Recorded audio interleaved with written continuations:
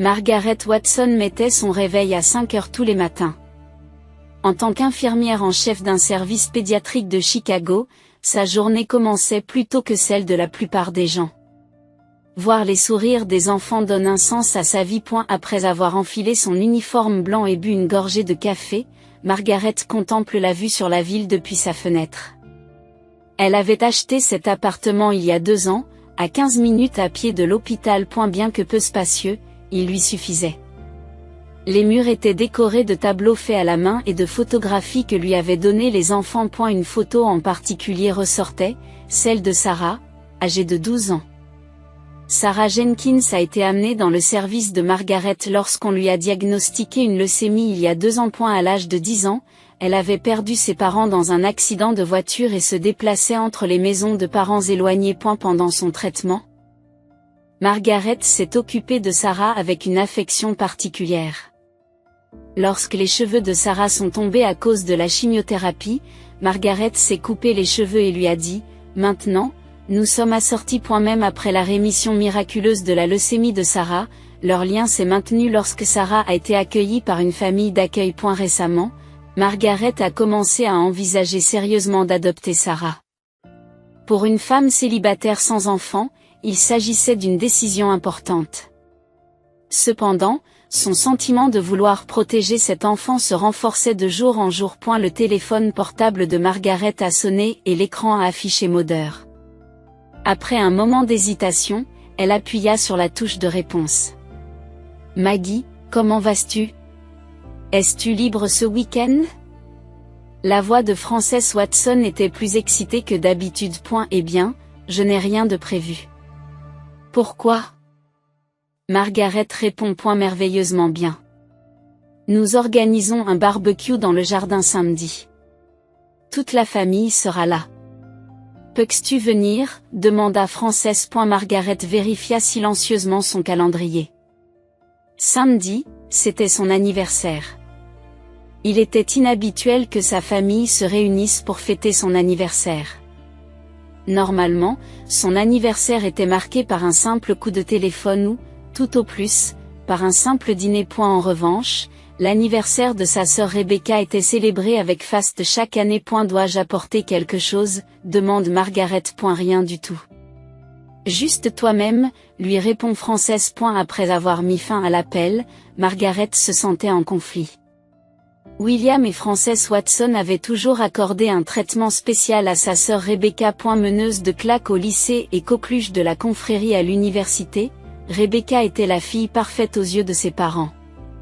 En revanche, la nature sérieuse et introvertie de Margaret faisait que ses efforts et ses réussites étaient toujours éclipsés. Quand je suis devenue infirmière en chef, papa m'a dit, c'est dommage que tu n'aies pas voulu devenir médecin. Marmonne Margaret. Sa réputation à l'hôpital est excellente et ses collègues lui font confiance. Sa meilleure amie, Eleanor Green, la soutenait particulièrement. Eleanor est l'infirmière principale de Margaret. Elles étaient proches depuis l'époque où elles étaient débutantes, allant souvent au cinéma le week-end ou dînant parfois avec James, le frère d'Eleanor. James est un architecte de 45 ans, célibataire.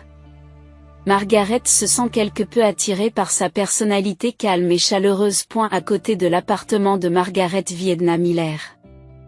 Après avoir perdu son mari, Edna avait continué à vivre seule et Margaret et elle avaient noué une relation particulière. Elles partageaient parfois le même dîner et se promenaient dans le parc pendant les vacances. Edna était comme la figure maternelle idéale pour Margaret. « Maggie, tu es suffisamment merveilleuse. Ne doute pas de ta valeur, » lui disait souvent Edna. Margaret regarde l'heure et attrape rapidement son sac. La journée s'annonçait chargée. 3 nouveaux patients allaient être admis à l'hôpital et il y avait une réunion du personnel. Après l'école, Sarah devait venir visiter l'appartement de Margaret. En prenant l'ascenseur, Margaret pensa à la réunion de famille de ce week-end. Si ses parents s'étaient souvenus de son anniversaire, ce serait un changement agréable. Mais se souvenant de ses déceptions passées, elle se mit en garde contre les attentes démesurées. Cette fois-ci sera peut-être différente, murmura Margaret en sortant dans l'air matinal de Chicago. Samedi matin. Margaret s'habille avec plus de soin que d'habitude. Elle choisit une robe bleu pâle et se coiffa méticuleusement. Elle se maquille un peu plus que d'habitude. S'arrêtant devant le miroir, elle contemple son reflet. 38 ans. Ce n'est plus jeune, mais elle se rappelle qu'elle a encore de la vie devant elle.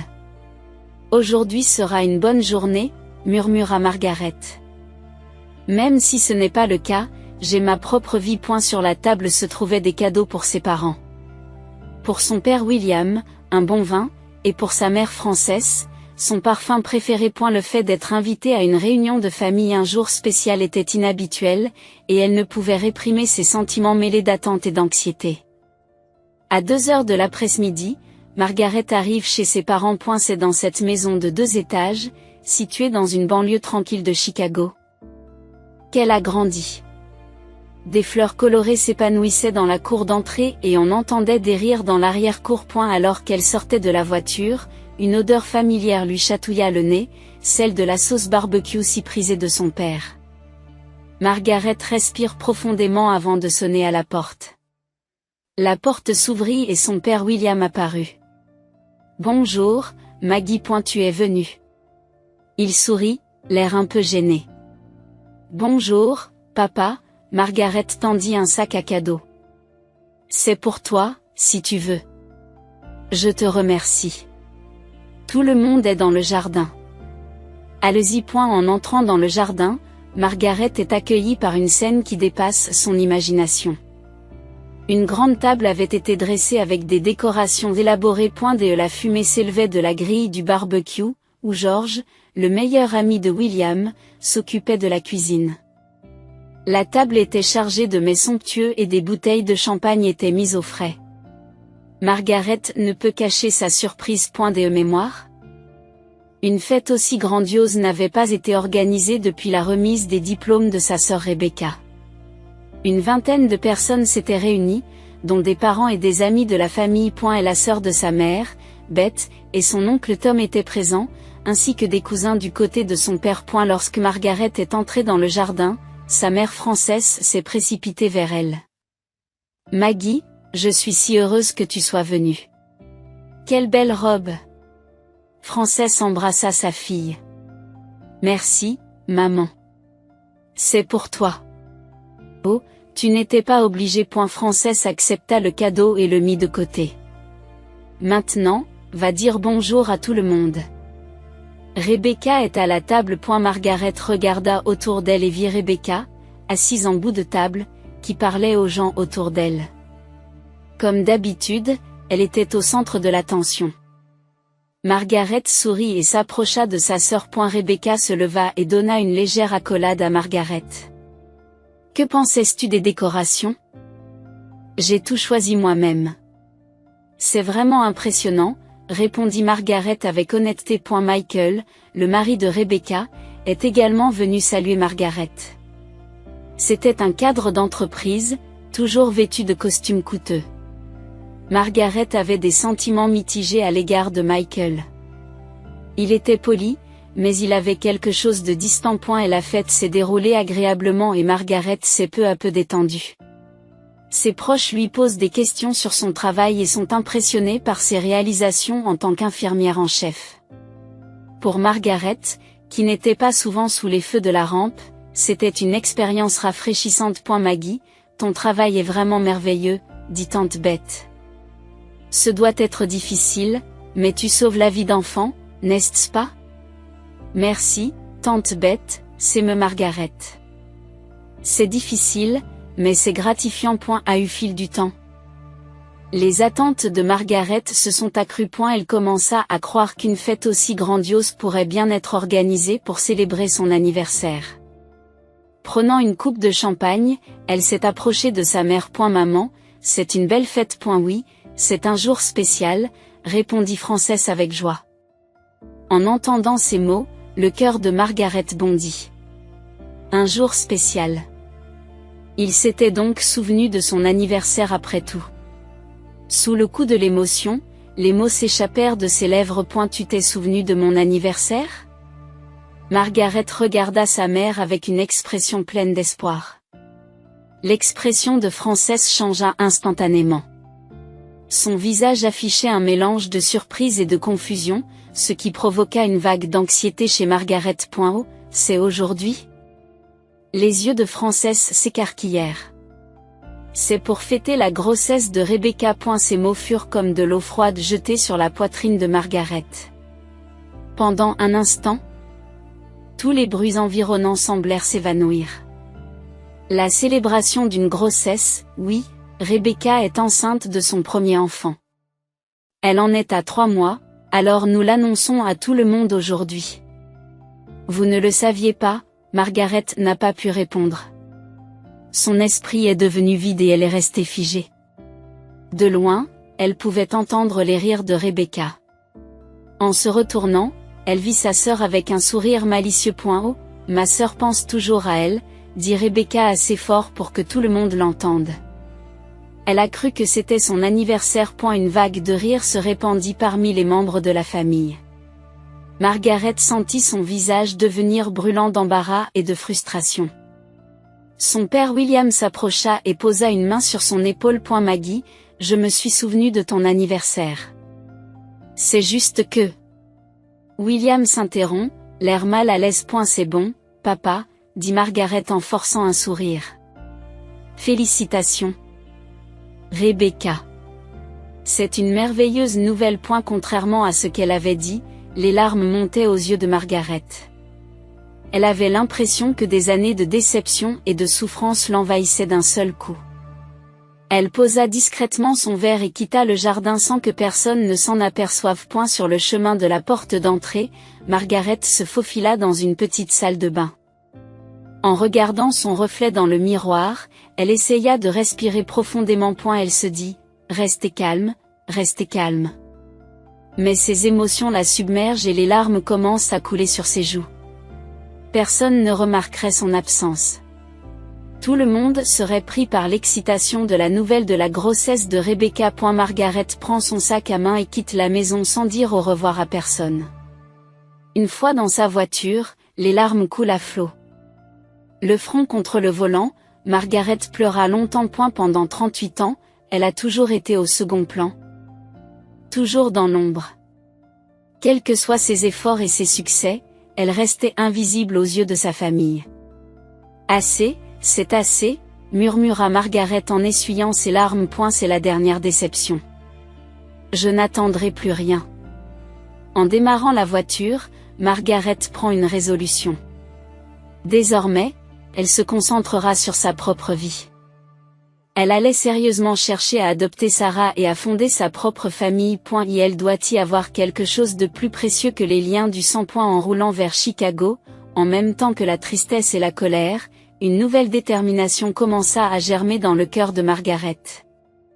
3 semaines s'étaient écoulées depuis l'incident de l'anniversaire. Margaret s'était plongée dans le travail pour oublier la douleur de son cœur. De nouveaux patients arrivaient sans cesse dans le service pédiatrique de l'hôpital pour enfants de Chicago et ses journées d'infirmière en chef étaient de plus en plus chargées. Maggie. Cela fait 3 jours que tu fais des heures supplémentaires. Ne te surmène pas, dit Eleanor en posant une main sur l'épaule de Margaret d'un air inquiet. J'y vais bien. Le fait d'être occupée m'aide à me changer les idées, dit Margaret en essayant de sourire, mais son sourire était tendu par la fatigue. Pourquoi ne viendriez-vous pas dîner ce soir? Mon frère James sera là. Il a beaucoup demandé de tes nouvelles ces derniers temps, suggéra Eleanor. Margaret réfléchit un instant, puis acquiesça. Je suis heureuse d'être invitée. Je suis heureuse d'être invitée depuis si longtemps. Ce soir-là, après avoir terminé son service, Margaret se rendit à l'appartement d'Eleanor. Lorsqu'elle ouvrit la porte, l'arôme d'un dîner chaud l'accueillit. Dans le salon, James lisait un livre en attendant son arrivée. Bonjour, Margaret. Comment vas-tu? Jacques se lève du canapé et lui sourit chaleureusement. Eh bien, tu sais, répondit Margaret avec honnêteté.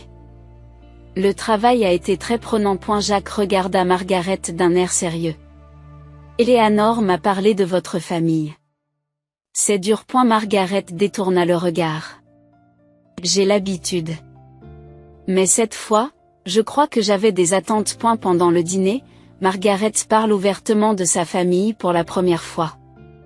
Les comparaisons avec sa sœur depuis l'enfance, l'indifférence de ses parents et l'incident de l'anniversaire. Pendant qu'elle parlait, pleurant de temps en temps, James lui tenait tranquillement la main. J'ai pris ma décision, annonce Margaret à la fin de son récit. Je vais officiellement demander l'adoption de Sarah. Je ne me soucie plus de l'opinion de ma famille. Je pense que c'est une excellente décision, a répondu James d'un air sérieux. Faites-moi savoir si je peux faire quoi que ce soit pour vous aider. Le lendemain, Margaret se rendit au foyer d'accueil de Sarah. Mais une nouvelle choquante l'attend. Sarah avait été renvoyée de son foyer d'accueil à l'établissement. Le couple d'accueil avait dit qu'elle était trop difficile à gérer et l'avait abandonnée. Que est-ce que vous voulez dire? Sarah n'est pas une enfant à problème. Margaret ne peut contenir sa colère. Madame Watson, calmez-vous, s'il vous plaît, dit calmement Jennifer Morris, des services de protection de l'enfance. Sarah est maintenant à l'hôpital Saint-Marie. En fait, elle a demandé à vous voir. Cet après-midi-là, Margaret s'est rendue au centre d'accueil pour enfants de St. Sarah, qui attendait au bout du couloir, s'est précipitée vers elle dès qu'elle a vu Margaret. Margaret.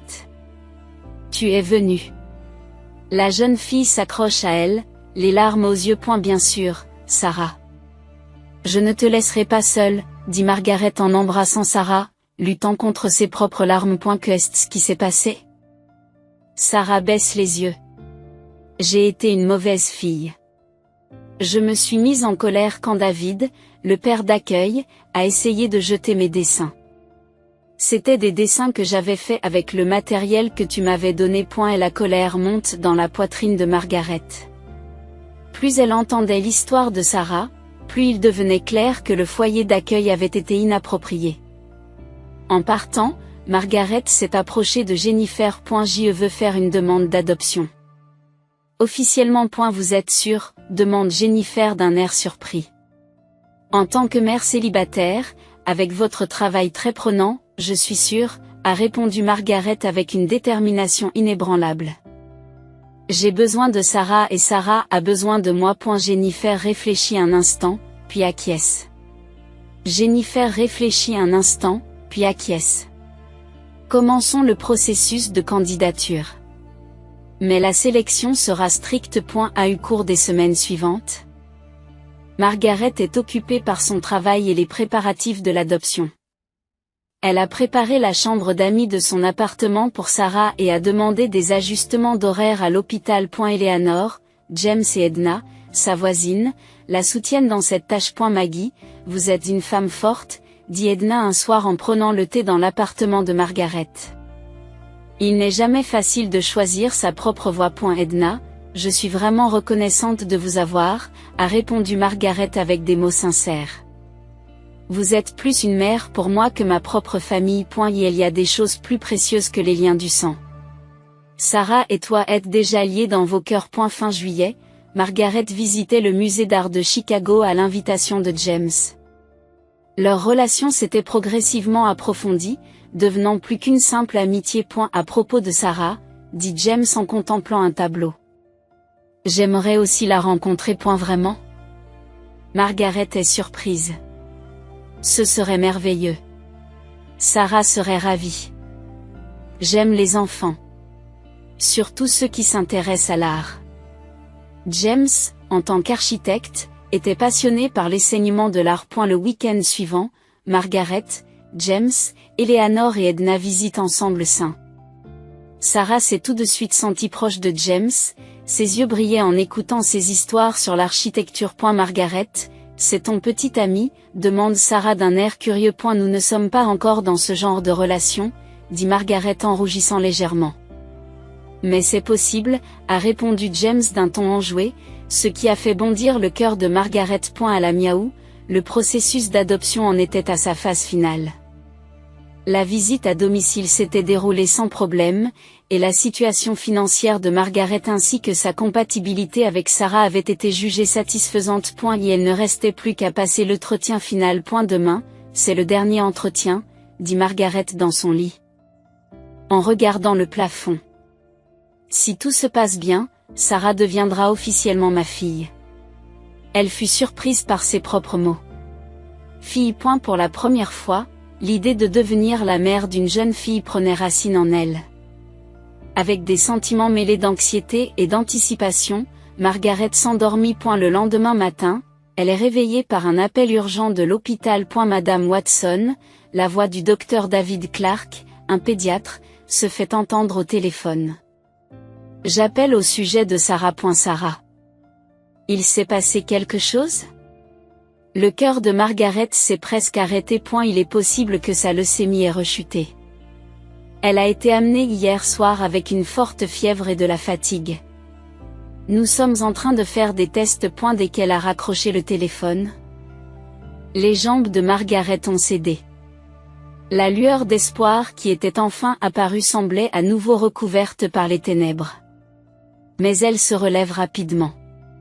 Ce n'était pas le moment de pleurer. Sarah a besoin de sa force. Lorsqu'elle se précipite à l'hôpital, Sarah dort dans un petit lit. Elle avait le teint pâle et une perfusion dans le bras.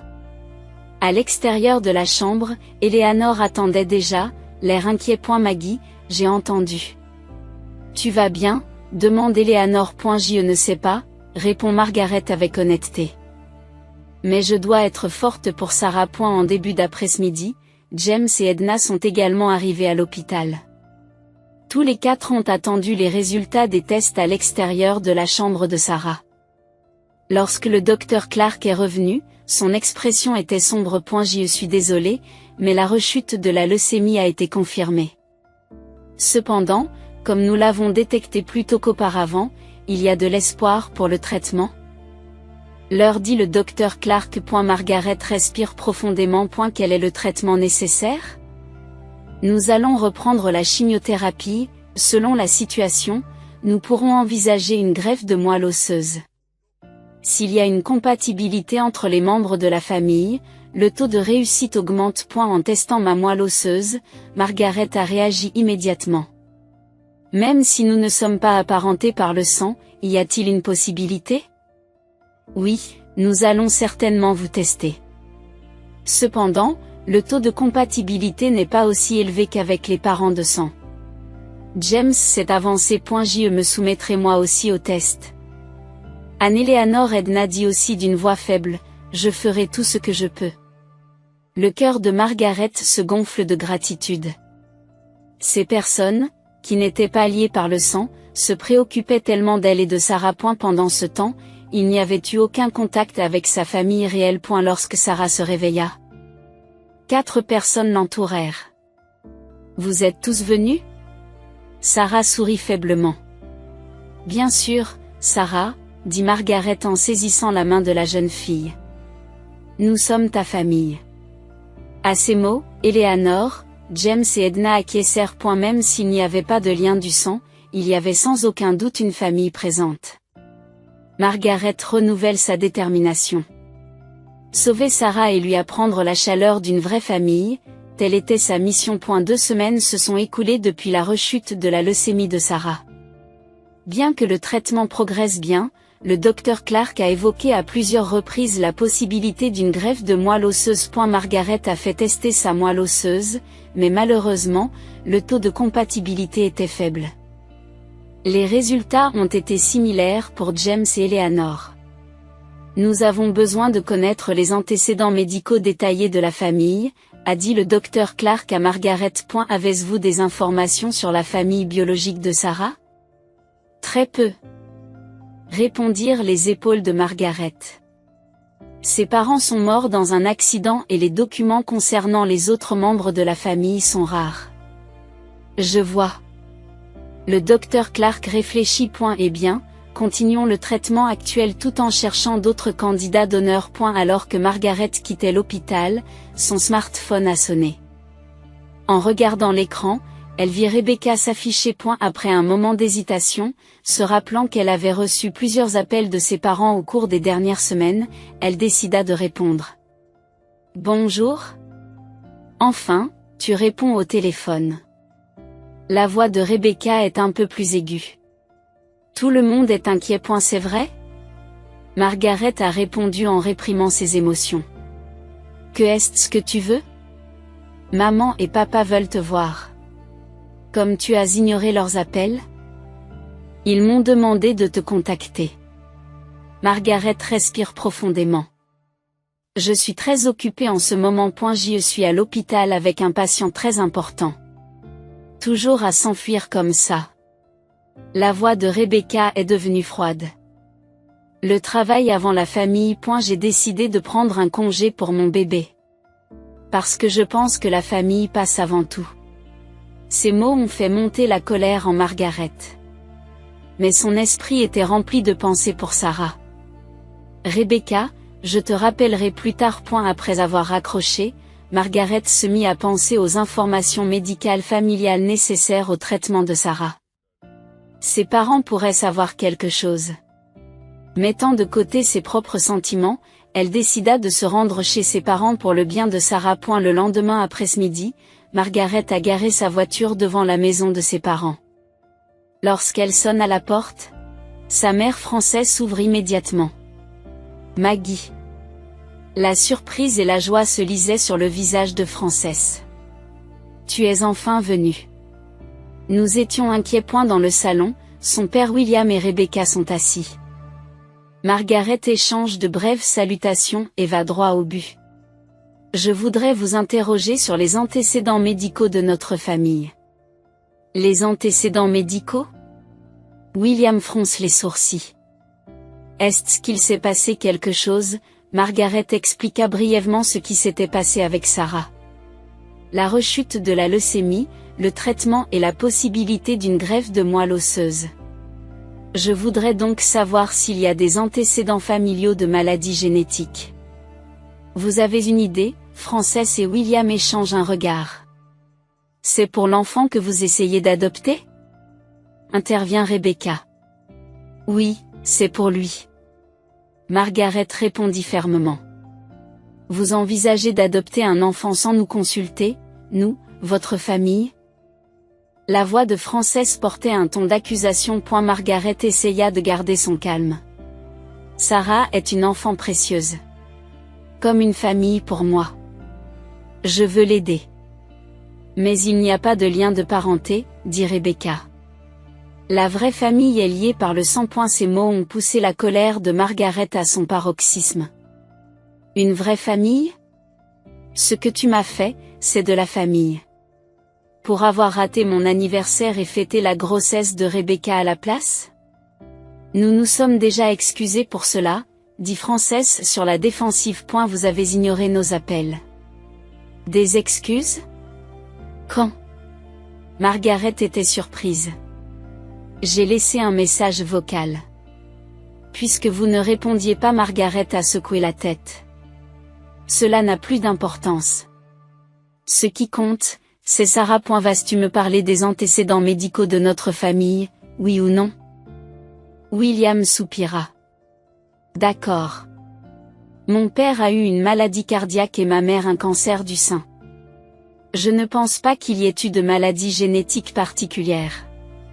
Frances a fourni des informations similaires. Margaret a tout noté avec soin. Je vous remercie. J'y vais y aller maintenant. Attendez, Frances lui a pris le bras. Parlez-nous de cet enfant. Si elle est si importante pour vous, nous voulons la connaître. Après un moment d'hésitation, Margaret leur montre une photo de Sarah sur son smartphone. Elle a 12 ans. Une fille forte qui se bat contre la leucémie. Elle a perdu ses parents dans un accident et est passée d'un établissement à l'autre et d'une famille d'accueil à l'autre. Frances et William ont regardé la photo, mais leurs expressions étaient complexes. C'est une jolie fille, dit Frances, mais sa voix n'est pas vraiment chaleureuse. Mais avec notre petit enfant en route, accueillir l'enfant de quelqu'un d'autre. L'enfant de quelqu'un d'autre? Margaret hausse le ton. Sarah n'est pas l'enfant de quelqu'un d'autre. Elle met précieuse. Rebecca prend le smartphone et fait défiler les photos de Sarah. Mais en tant que mère célibataire avec un travail, n'est-il pas difficile de s'occuper d'un enfant malade? J'ai des gens qui me soutiennent. Eleanor, James, Edna. Ils sont ma famille. À ces mots, les trois manifestèrent clairement leur mécontentement. Vous appelez famille des gens qui ne sont pas liés par le sang? S'indigne Française. Margaret se lève et prend son sac. Oui, c'est vrai. La famille est liée par l'amour et le soutien. Pas seulement par le sang. Alors qu'elle partait, Rebecca la poursuivit jusqu'à l'entrée. Tu crois vraiment que tu peux être heureuse avec ça? Dit-elle d'un ton sarcastique. Tu te contentes d'un enfant errant parce que tu ne peux pas avoir tes propres enfants? Margaret dévisage Rebecca. Sarah n'est pas une enfant perdue. C'est la fille de mon cœur. Tu ne comprendrais pas. Margaret monte dans sa voiture et quitte la maison de ses parents. Comme elle s'y attendait, elle ne reçut pas de véritable compréhension de la part de ses parents de sang. Mais cela ne fait que renforcer sa détermination. Le traitement de Sarah montrait des signes de guérison plus importants que prévu. Il y avait des signes d'amélioration même sans greffe de moelle osseuse. Parallèlement, la demande d'adoption de Margaret est entrée dans sa phase finale. Félicitations, Maggie, annonce Jennifer Morris avec un sourire radieux. Le comité de révision a approuvé votre demande. Il ne reste plus qu'à traiter les dernières formalités administratives. Margaret ne peut s'empêcher de pleurer de joie. Lorsqu'elle a annoncé la nouvelle à Sarah dans la chambre d'hôpital, la jeune fille a souri largement malgré sa faiblesse. C'est vrai? Margaret, tu vas être ma maman, oui. Sarah. Nous serons ensemble à partir de maintenant. Ce soir-là, Margaret organise une petite fête avec Eleanor, James et Edna. James a pris la main de Margaret et lui a dit doucement, Maggie, tu seras une mère merveilleuse. Merci. Mais je ne pourrai pas le faire seule. Je peux compter sur vous tous. Tard dans la nuit, Margaret a pris une grande décision. Elle a commencé à écrire un long message sur les réseaux sociaux. Intitulé Birth of a New Family, Born Beyond Blood, naissance d'une nouvelle famille, des liens au-delà du sang. Il retrace son parcours, de la rencontre avec Sarah à l'adoption. Elle a joint le document d'approbation de l'adoption et une photo d'elle avec Sarah, James, Eleanor et Edna à l'hôpital. Aujourd'hui, je suis officiellement devenue mère. J'ai accueilli une fille précieuse qui n'est pas liée par le sang, mais par le cœur. Et j'ai la chance d'avoir une famille merveilleuse qui me soutient. Merci à tous ceux qui m'ont appris que l'amour est un choix. Pas un lien de sang. Le matin suivant la publication du message, le smartphone de Margaret a été inondé de notifications. De nombreuses personnes lui ont adressé de chaleureux messages de félicitations. Elle a également reçu un appel de sa mère. Elle n'a pas répondu à cet appel. Le moment était venu de commencer sa nouvelle vie avec Sarah. Une année s'est écoulée. Sous le ciel clair de juin, la cérémonie de mariage de Margaret et James se déroulait dans une petite église de la banlieue de Chicago. Des fleurs colorées fleurissaient dans le jardin de l'église et la robe de mariée de Margaret brillait d'un blanc éclatant. Maman, tu es magnifique, dit Sarah avec un sourire sain et retrouvé. Elle portait une robe rose pâle en tant que demoiselle d'honneur. Merci, Sarah. Margaret embrasse doucement la joue de sa fille. Toi aussi, tu es magnifique. Le mariage était petit, mais enveloppé d'une atmosphère chaleureuse. Eleanor était la demoiselle d'honneur. Et Edna y assistait en tant qu'invitée spéciale. Des collègues de l'hôpital sont venus célébrer l'événement, ainsi que le personnel de l'établissement de soins pour enfants sains. Marie et Jennifer Morris. Lorsque le célébrant a déclaré Margaret et James mariés, de chaleureux applaudissements ont retenti dans la salle. Après leur premier baiser, James a rapproché Sarah et les trois se sont embrassés. Un lien indescriptible s'est alors formé. Et la semaine suivant le mariage, Margaret et James ont achevé la procédure officielle d'adoption de Sarah. La petite fille, qui porte désormais le nom de Sarah Watson Green, vivra désormais avec ses deux parents. Margaret a publié sur les réseaux sociaux des photos du mariage et des photos de famille avec Sarah, avec la légende suivante, des liens au-delà du sang. La famille que j'ai choisie. Ce message a suscité plus de réactions que prévu. De nombreuses personnes exprimant leur sympathie sur ce que signifie une vraie famille. L'histoire de Sarah a fait l'objet d'un reportage dans les médias locaux et est devenue un catalyseur pour la mise en relation d'enfants se trouvant dans des situations similaires avec des parents adoptifs potentiels. Pendant ce temps, les membres de sa famille ne s'en allaient pas bien. Rebecca a souffert d'une dépression postpartum après l'accouchement, et son mari Michael ne lui a pas apporté un soutien suffisant. Ses parents, William et Francis, étaient trop préoccupés par leur propre vieillissement pour s'occuper des enfants de Rebecca.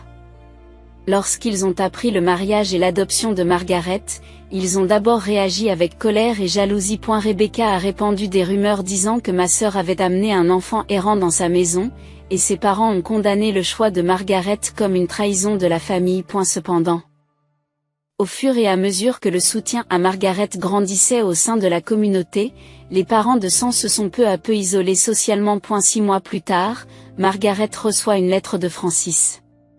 Elle contenait des mots d'excuse et le souhait de rencontrer Sarah. Margaret soumet la lettre à un conseil de famille. Après en avoir discuté avec Sarah, James, Eleanor et Edna, ils décident de proposer une reprise conditionnelle des relations. Sarah pourrait aussi avoir besoin de grands-parents aimants, écrit Margaret dans sa réponse. Cependant, si vous nous entendez à nouveau, je couperai définitivement les ponts. Le choix de maintenir la possibilité d'une réconciliation tout en protégeant les liens de sa nouvelle famille, voilà la véritable force que Margaret avait trouvée.